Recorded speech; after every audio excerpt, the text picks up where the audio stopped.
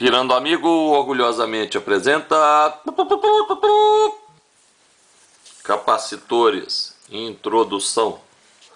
Bem, disse capacitor, um conjunto de condutores, dois ou mais, separados por isolantes. Então aqui está o capacitor. Esse capacitor aqui é um exemplo de um capacitor plano, possui placas paralelas, separadas por um isolante aqui de amarelo aqui no meio, ok? Muito bom. O capacitor pode funcionar com corrente contínua e também alternada. Nesse caso, vamos considerar apenas a corrente contínua. Então, por isso que tem um positivo e um negativo aqui.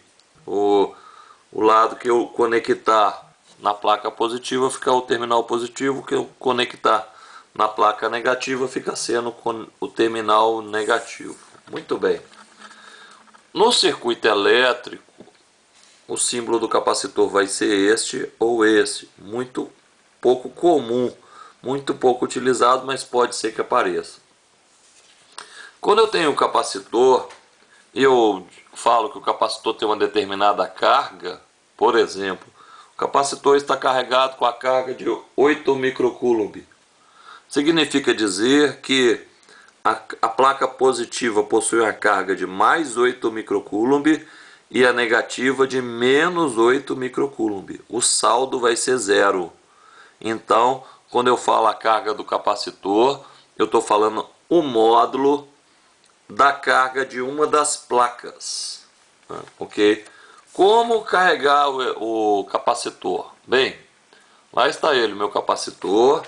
O capacitor está inicialmente descarregado e eu conecto o capacitor em uma pilha, uma bateria.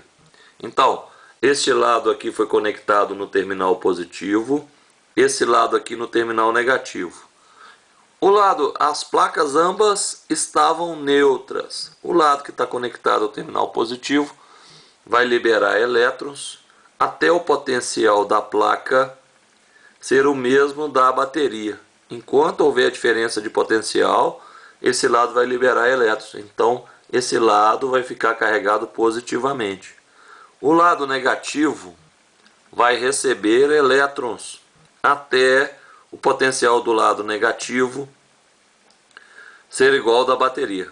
Então, o lado que foi conectado ao terminal negativo vai ficar negativo. E o que foi conectado ao positivo vai ficar positivo. A capacitância do capacitor, a capacidade do capacitor é a medida da capacidade de armazenar energia de um dado capacitor.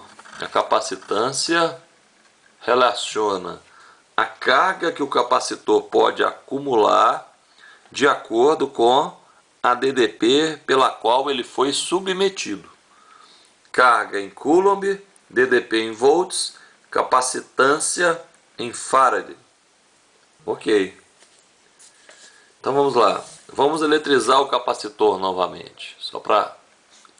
A chavinha estava aberta, a fonte de tensão, capacitor inicialmente descarregado. Quando a gente fecha a chavinha, o lado que está conectado ao positivo libera elétrons, a placa conectada libera elétrons e a placa conectada ao negativo recebe elétrons. Ambos vão adquirir a mesma carga. Esse fluxo de elétrons vai ocorrer até quando este potencial aqui for igual a este e esse igual a este. Sempre a carga, o módulo da carga vai ser o mesmo. Ok?